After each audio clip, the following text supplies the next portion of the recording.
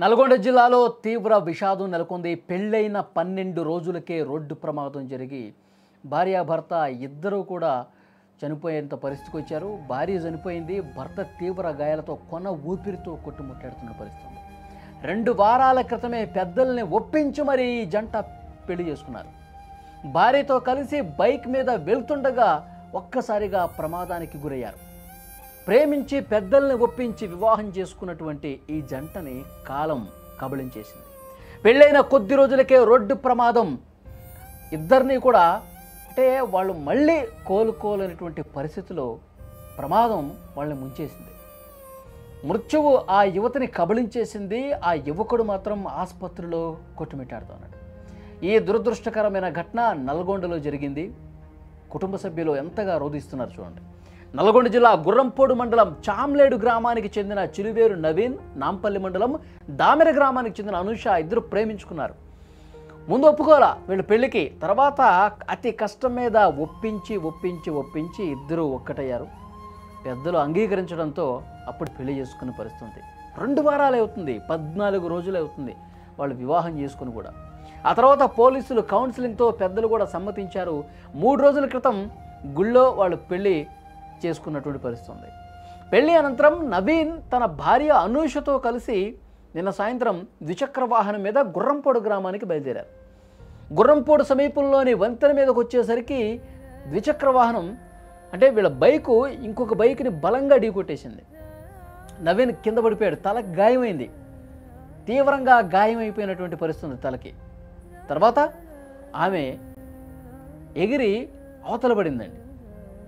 భార్య అనూష వంతెన గోడపై నుంచి పక్కన వాగులో పడిపోయింది. ఉధృతంగా ఒక వాగు ప్రవహిస్తుంటే వంతెన మీద నుంచి వంతెన పైన జరిగింది. ఇది ఒక్కసారిగా బలంగా ఢీ కొట్టేసరికి ఎగిరి ఆ వంతెన మీద నుంచి వాగులో పడిపోయింది.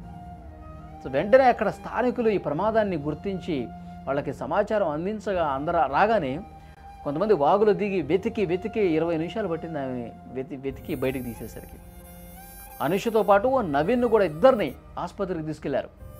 వైద్యులు అప్పటికే చెప్పారు అనూష చచ్చిపోయింది, లేదు అప్పుడే వాగులో పడిపోయినప్పుడే ఆమె చనిపోయిందని చెప్పి వైద్యులు ధృవీకరించారు. నవీన్ మాత్రం ఇంకా ఆసుపత్రి బెడ్ మీద ఉన్నాడు, కొన ఊపిరితో ఉన్నాడు. అతని పరిస్థితి కూడా చాలా అంటే చాలా విషమంగా ఉందంట. అందరినీ ఎదిరించి పెళ్లి చేసుకోవడం, పెద్దల్ని ఒప్పించి వాళ్ళు పెళ్లి చేసుకొని జీవితం అందంగా మార్చుకుందాం అనుకున్నారు. తమ జీవితం ప్రేమించి పెళ్లి చేసుకున్నారు కదా, అందంగా ఎన్నో కలలు కన్నారు. ఆ కళలన్నీ కూడా మనం సాకారం చేసుకోవాలి, మన భవిష్యత్తు మంచిగా ఉండాలని చెప్పి వాళ్ళు ప్లాన్ చేసుకున్నారు. కానీ ఈ అనుకోని ప్రమాదం వాళ్ళ జీవితాలని పూర్తిగా ఛిద్రం చేసిన పరిస్థితి. ఆ కుటుంబ సభ్యులు ముందు ఒప్పుకోవాలా వీళ్ళ పెళ్ళికి, మీరు పెళ్ళి చేసుకోవద్దు, నువ్వు వద్దు, మేము ఇంట్లో చెప్పిన సంబంధాన్ని నువ్వు చేసుకోవాలని చెప్పి ఒత్తిడి తీసుకొచ్చారు. కానీ వాళ్ళు వినలా.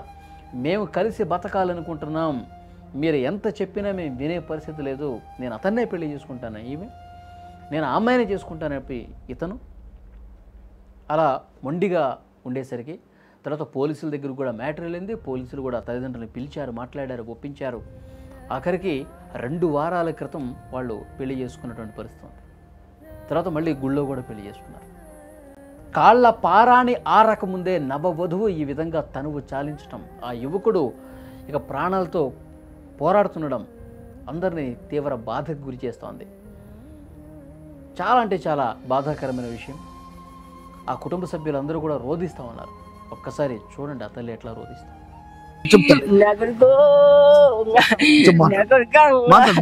నేను ఏమని చెప్ప బిడ్డ, నాయనా ఓ నాయనా నా బిడ్డ నర్సింగ్ చేసింది కొడుకా,